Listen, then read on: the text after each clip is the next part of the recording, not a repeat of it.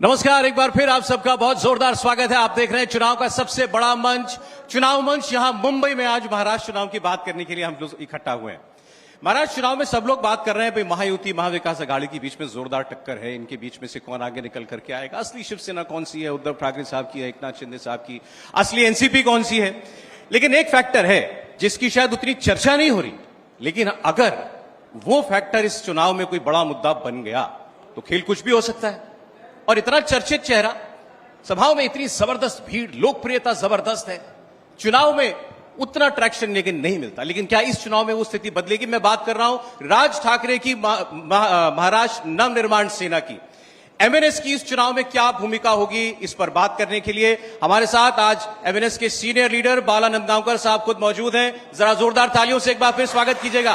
महाराष्ट्र के पूर्व गृह मंत्री रह चुके हैं, 4 बार की विधायक हैं, और आज हम जिस जगह पर खड़े होकर ये बात कर रहे हैं, इसी शिवड़ी सीट से इस बार चुनाव भी लड़ रहे हैं। सर, पहले तो आपको शुभकामनाएं चुनाव की। मेरे साथ राजेश कुमार मेरे साथी, बातचीत हम लोग करेंगे बाला नंदगांवकर साहब से।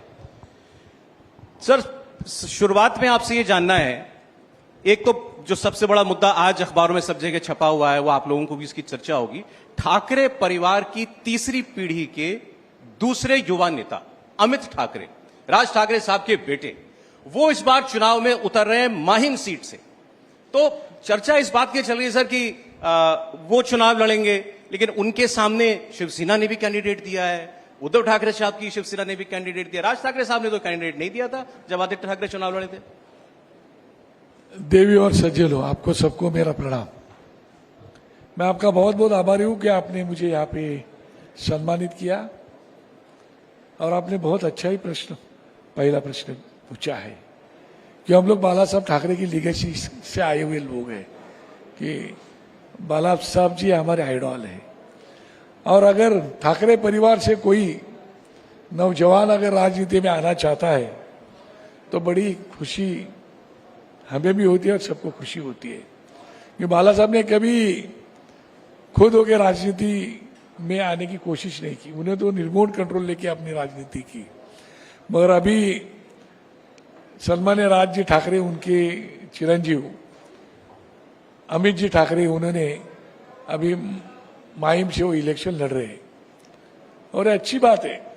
अगर ठाकरे परिवार से कोई भी नौजवान, पढ़ा लिखा नौजवान अगर राजनीति में आता है तो उसका स्वागत करना चाहिए, ऐसा मुझे जहां तक लगता है।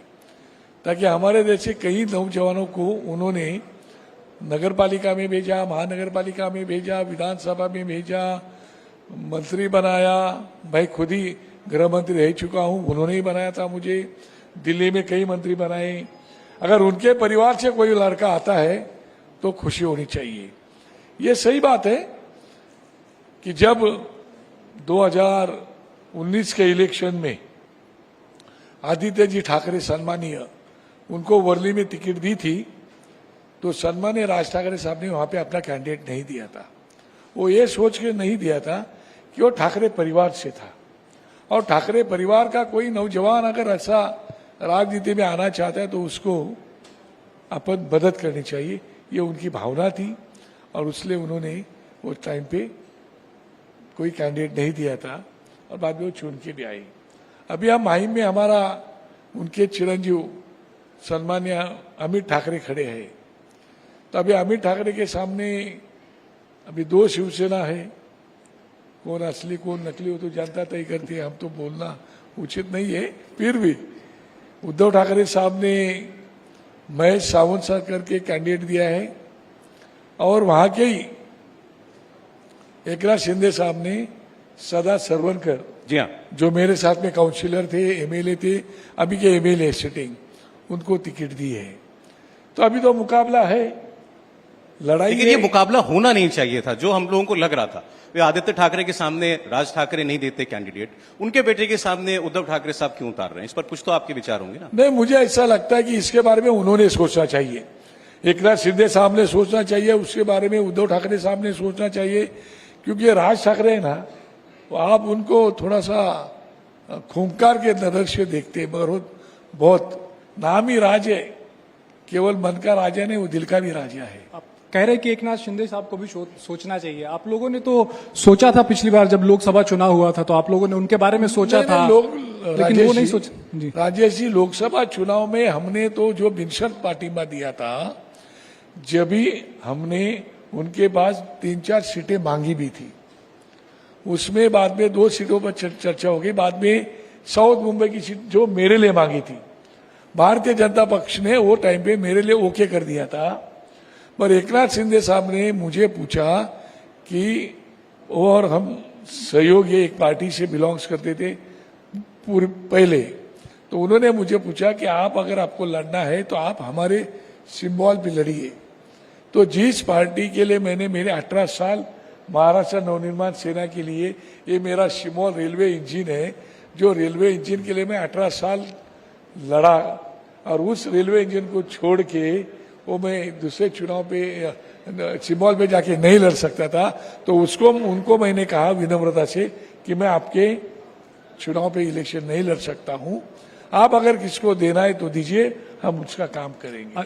और उसके बाद में हमारे लिए तो उनका कोई कैंडिडेट होगा, मगर हमारे लिए इस देश के पंतप्रधान नरेंद्र मोदी होने चाहिए थी।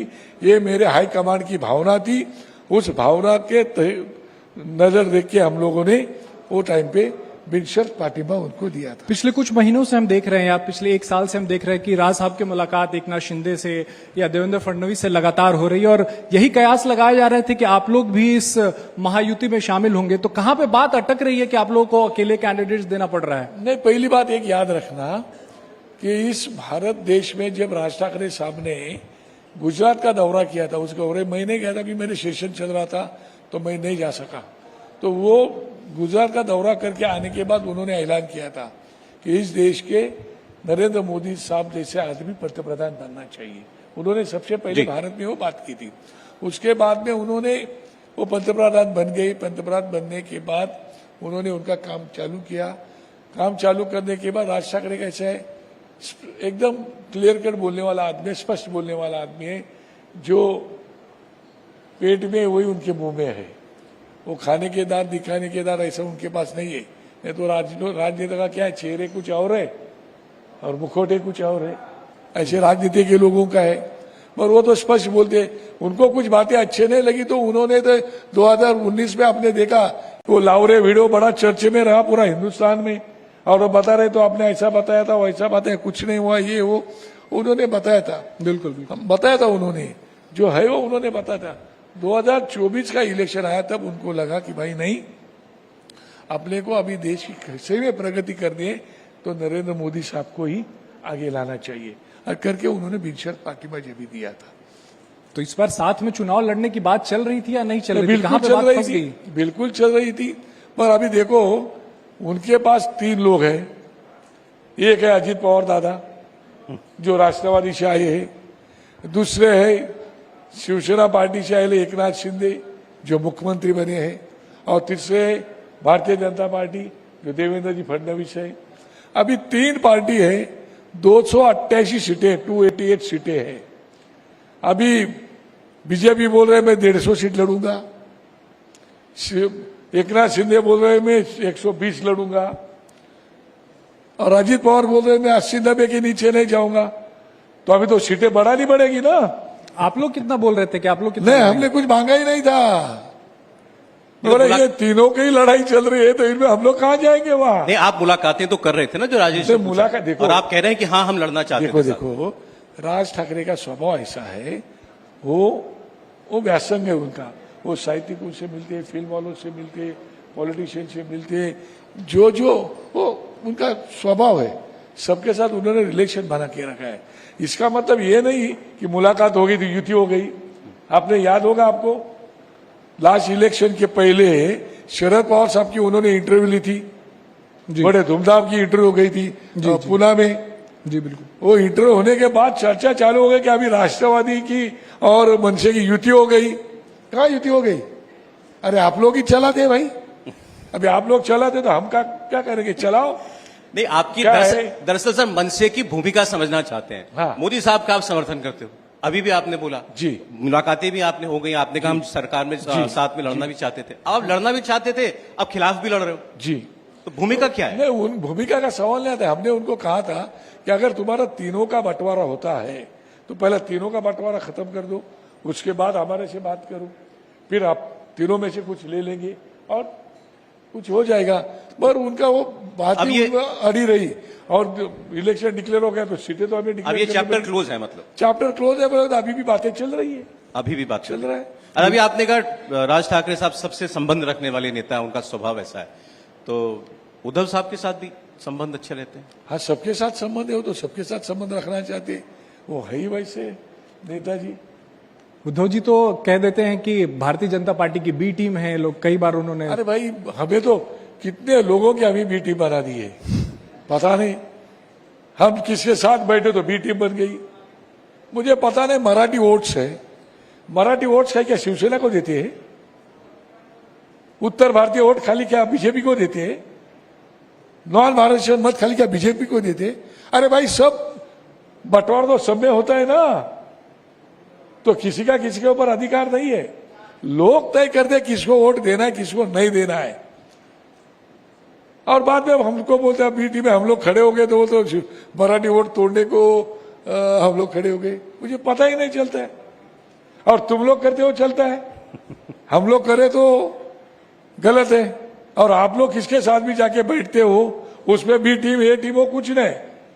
जिस बाला साहब ने सालों साल कांग्रेस के ऊपर टीका की, टिप्पणी की, बाला साहब ने यह भी बयान किया था, जिस दिन कांग्रेस के साथ मुझे जाना पड़ेगा उस दिन, ये उनका वर्ड है, मैं मेरी दुकान बंद कर दूंगा। पार्टी नहीं बोले, दुकान बंद कर दूंगा, ये उनका वर्ड था। अब ये उनका वर्ड था तो उद्धव साहब ने समझना चाहिए थे ना। तो बतौर भाई कभी राज साहब उद्धव साहब को बताते नहीं है कि देखिए बाला साहब क्या कह के गए हैं और आप किसके साथ अलायंस कर रहे हैं? नहीं, अभी राज ठाकरे का सवाल ही ना, तो उन्होंने खुद की पार्टी बना दी, अभी खुद की पार्टी लेके चल बातचीत रहे। तो होती कि सर भाई है तो। बातचीत तो कभी मिलते हैं तो होती ही बात, हाँ, वो तो बात होती है। जैसे अभी जो राजनीति की बात अलग है, फैमिली की बात अलग है, वो तो रहता ही ना राजेश जी। अभी जैसे अमित ठाकरे साहब की हम बात कर रहे थे, चुनाव लड़ेंगे और वो कैंडिडेट दे रहे हैं उद्धव ठाकरे की पार्टी, तो संजय राउत ने बोला, भाई उनसे पूछा आप क्यों दे रहे हो कैंडिडेट इनके सामने? इन्होंने आदित्य ठाकरे को सपोर्ट किया था, तो उन्होंने कहा हमारा गढ़ है महिम, कैसा सवाल ही नहीं उठता कि हम कैंडिडेट नहीं दें। तो वो कोई भावना नहीं दिख रही है कि भाई नहीं, ये ठाकरे परिवार का ही लड़का है। उसके बारे में मुझे टिप्पणी करनी उचित नहीं लग रही है, मगर मैं इतना ही कहूंगा कि लोगों को समझ में आता है, एक भाई दिल से जुड़ना चाहता है। आज भी मुझे याद है 2014 में भारतीय जनता पक्ष और शिवसेना की युति टूट गई थी, जिस दिन हमने षणमुखानंद में हमारी महाराष्ट्र के विकास की ब्लूप्रिंट हमने दिखाई थी, उसी दिन युति टूट गई थी। उसके बाद उद्धव ठाकरे साहब को फोन किया था कि अपने दोनों भाई को एक साथ आना चाहिए। उद्धव जी ने किया था? हाँ, उनको जाके पूछिए, इंटरव्यू में बोला और पूछिए उनको, उन्होंने फोन किया था। उन्होंने फोन करने के बाद साहब ने मुझे बुलाया कि बोला, अरे उद्धव साहब का फोन आया है, अपने को साथ में आना है, तू काम पे लग जा। मैं बोला अच्छा ठीक है। 3 रात मैं सोया नहीं, युति का कैसा होगा, क्या होगा, वो सीट का बंटवारा, कौन सा सीट उनका, कौन सा सीट हमारा, उसका सब 3 दिन करके रखा। फिर उन्होंने दूसरे दिन और 2 लोग भेजे, जिसमें ये बाजीराव दांगेड़ के भाई है, बाजीराव दांगेड़ साहब, वो आए थे, वो देशमुख साहब एक आए थे, उन्होंने घर पे भेजे। तो उन्होंने बोला कि अभी उद्धव साहब ने कल आपको फोन किया था, अभी आप फोन कर दो उनको।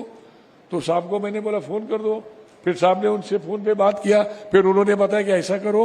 तो साहब ने बोला कि भाई अभी ये अगर अपने को दोनों को अलायंस करना है तो आपकी तरफ से कौन बात करेगा?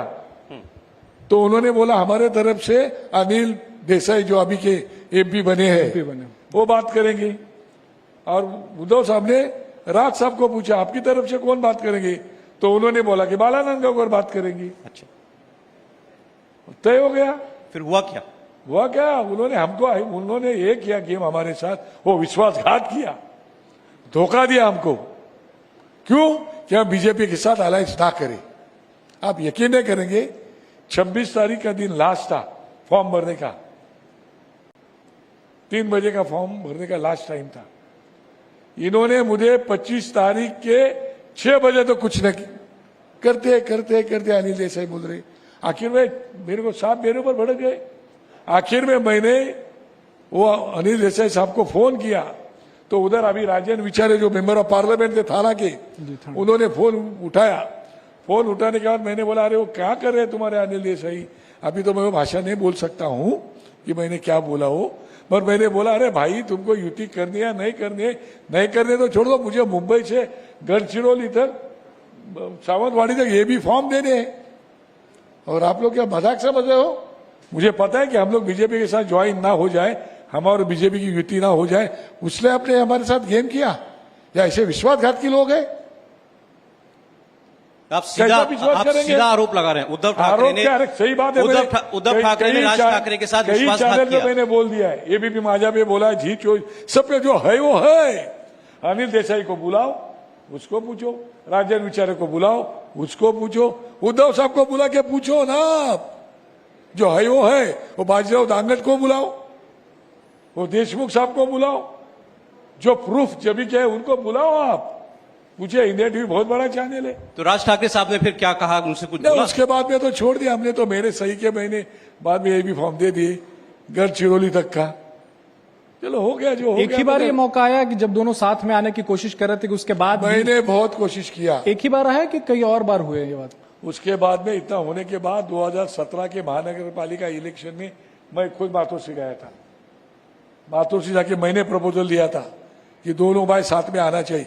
ये पूरे मराठी लोगों को तो मालूम है, मगर मुंबई में रहने वाले और महाराष्ट्र में रहने वाले सबको मालूम है कि बाला नंदगांवकर ने क्या कोशिश किया है। क्योंकि मेरे माँ बाप ने मुझे जन्म दिया, मगर मेरा जो कर्म है वो बाला साहब ने दिया है। हम उस कुटुंब से आए हैं, हमें लगता है कि वो जो चल रहा है वो ठीक नहीं है, करके मैं गया था। जब पहली बार जाने के बाद कुछ नहीं हुआ। जब पहली बार आप लोग चुनाव लड़े, विधानसभा के 13 विधायक जीते, तब राज साहब का बड़ा फेमस डायलॉग था कि एक मारा लेकिन सॉलिड मारा। लेकिन उसके बाद से हम देखें ना, नांदगांवकर साहब की ग्राफ जो है एमएनएस का वो नीचे आ रहा है, और जिस मुद्दे के साथ वो चुनावी मैदान में आए थे, बार बार मुद्दे भी बदल जाते हैं। कभी उत्तर भारतीय मुद्दा हो जाता है, कभी हिंदुत्व मुद्दा हो जाता है। कोई एक मुद्दा एमएनएस अपना नहीं पा रही है और ग्राफ नीचे गिरता जा रहा है। वजह क्या है इसके पीछे? नहीं, एक पहली बात याद रखना कि हमारे 13 एमएलए चुन के आए थे, उसका गठनेता मैं ही था। जब कोई संधि अपॉर्चुनिटी अपने को मिलती है तो उस अपॉर्चुनिटी का फायदा हमने भी लेना चाहिए। जब राज ठाकरे सामने हमें एमएलए बनाया तो हमारी भी तो जिम्मेदारी थी पूरे महाराष्ट्र में घूम के पार्टी को बढ़ाना, कार्यकर्ता को जोड़ना, पार्टी के जो भी कोई धोरण है वो बताना। हम लोग कब बढ़ गए ना, कार्यकर्ता तो अपने साहब के साथ जुड़े ही थे, हम लोग ही खुद कम पड़ गए। और उसके बाद में कुछ कुछ बातें ऐसी हो गई। देखो, राज ठाकरे के साथ में मराठी भी जितना है उतना, वो तो जो फैमिली से आई है उसमें तो मराठीपन तो है, मगर हिंदू तो भी उनमें कण में भर चुका है उनके उसमें। मगर बात यह हो गई कि देखो, हमने 2006 में जब पहली सभा हमारी मुंबई में शिवाजी पार्क में हुई थी, तभी उन्होंने बोला था कि मुंबई एक छोटा है, ये आइलैंड है। मुंबई शहर में रहने वाले जो भी लोग आज की तारीख में वो सब हमारे हैं, चाहे उत्तर भारत से हो जी या और किधर से हो, वे सब हमारे। हमारा कहना इतना ही है कि भाई जो इधर अभी जो लोग रहते हैं उनको सुविधा मिलनी चाहिए, जो सिविक्स अम्यूनिटीज है उनको मिलना चाहिए। वो नहीं मिल रही है, वो चिल्ला रहे हैं और लोग आ रहे हैं, और लोग आ रहे हैं। तो भाई रुको, अपने राज्य का डेवलपमेंट करो, आपका राज्य आगे लेके जाओ।